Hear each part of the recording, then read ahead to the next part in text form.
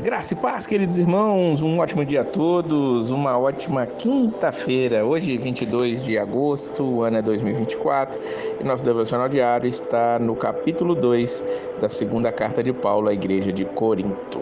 Paulo, ele está ali declarando seu amor por aqueles irmãos. Ele diz no versículo 4 que ele quer que eles saibam o profundo amor que ele sente por eles. E ele vai se lembrar aqui de algo que aconteceu. Na primeira carta, nós vimos no capítulo 5 um problema. Um homem que estava tendo relações com a esposa ou a mulher do pai, e isso era muito triste de estar acontecendo no meio daquela igreja. E Paulo está indignado com aquilo e pede que aqueles irmãos tomem uma posição, e eles tomam. Eles tiram aquele irmão da comunhão naquele momento para que ele possa ali voltar posteriormente à comunhão, caso ele se arrependesse.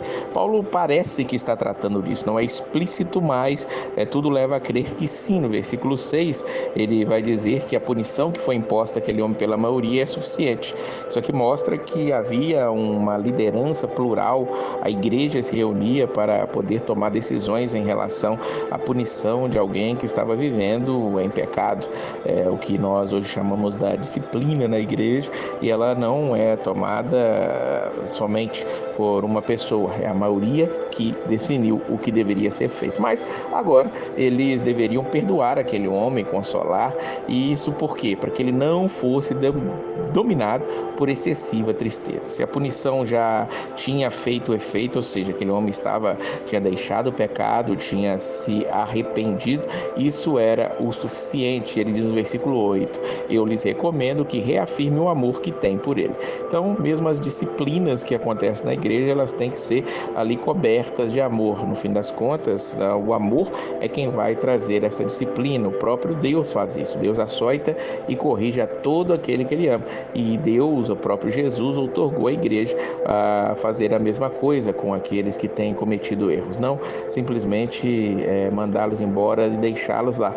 Há todo um processo para que isso aconteça. Por isso Paulo fala aqui a questão de o que foi imposto pela maioria já é o suficiente. No final deste capítulo aqui, Paulo vai falar algo interessante. Agora o versículo 15: porque para Deus somos o aroma de Cristo entre os que estão sendo salvos e os que estão perecendo. Para estes somos cheiros de morte, para aqueles fragrância de vida. O que Paulo está dizendo?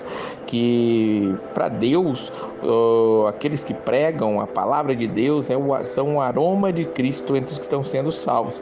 E ele diz: para esses há uma fragrância de vida. Agora, entre os outros, os que estão perecendo, nós somos um cheiro de morte. Paulo está dizendo que a pregação, levar o evangelho adiante, vai produzir efeito de qualquer jeito na vida daqueles que estão sendo alcançados. Um aroma de vida para os que são de Cristo, para os que estão sendo salvos, e um aroma de morte para aqueles que estão perecendo. O evangelho precisa ser pregado e nós precisamos ser esse aroma de Cristo, o cheiro de Cristo, aqueles que representam a Cristo aqui nessa terra, mostrando as realidades. E para aqueles que estão salvos ou estão sendo salvos, isso vai cheirar muito bem, isso vai ser o aroma de Cristo, isso vai ser ali a pregação do evangelho da salvação. Mas para aqueles que estão perecendo, aqueles que trancaram seu coração para o evangelho de Jesus Cristo, isso é um aroma de morte para a morte.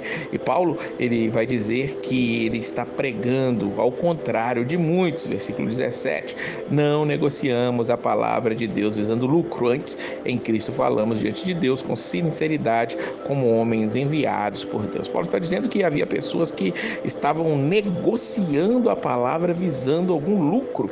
Será que isso ainda acontece em nossos dias? Infelizmente, é uma grande realidade. Ainda há pessoas que pregam o evangelho, que começam igrejas com um pensamento comercial, e isso é algo abominável diante do Senhor. Que nós, assim como Paulo, possamos estar falando diante de Deus com sinceridade, como enviados de Deus realmente, e não alguém que busque por torpe ganância, busque lucro, mas que faça a obra do Senhor com grande alegria, levando sempre o perfume de Cristo, o aroma de Cristo para aqueles que estão sendo salvos, para que eles possam sentir a fragrância da vida.